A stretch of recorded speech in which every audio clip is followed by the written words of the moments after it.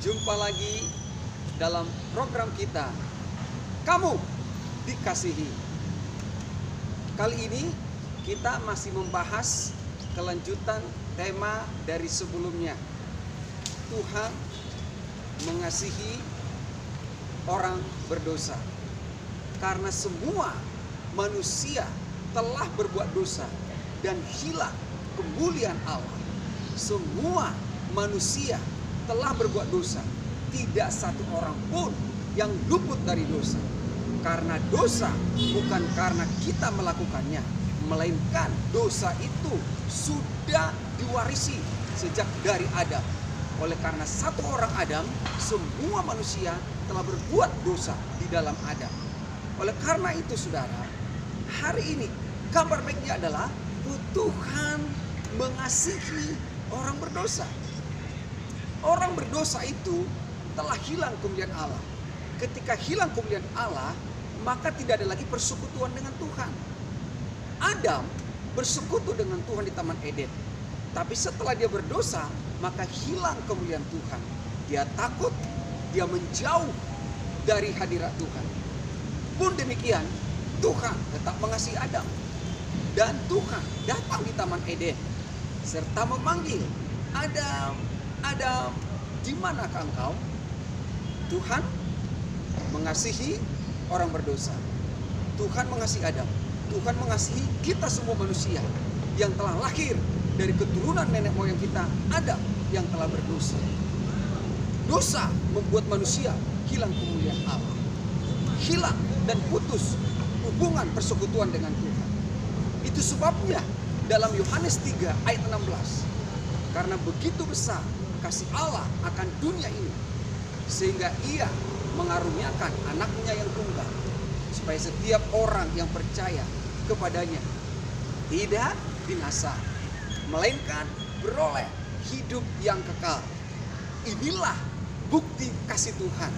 Karena Adam telah gagal, maka Adam yang akhir, namanya Yesus Kristus, datang supaya saudara dan saya yang percaya kepada Yesus Kristus diampuni dosanya, dihapus dosanya, disucikan dosanya, sehingga kita kembali kepada kemuliaan Tuhan.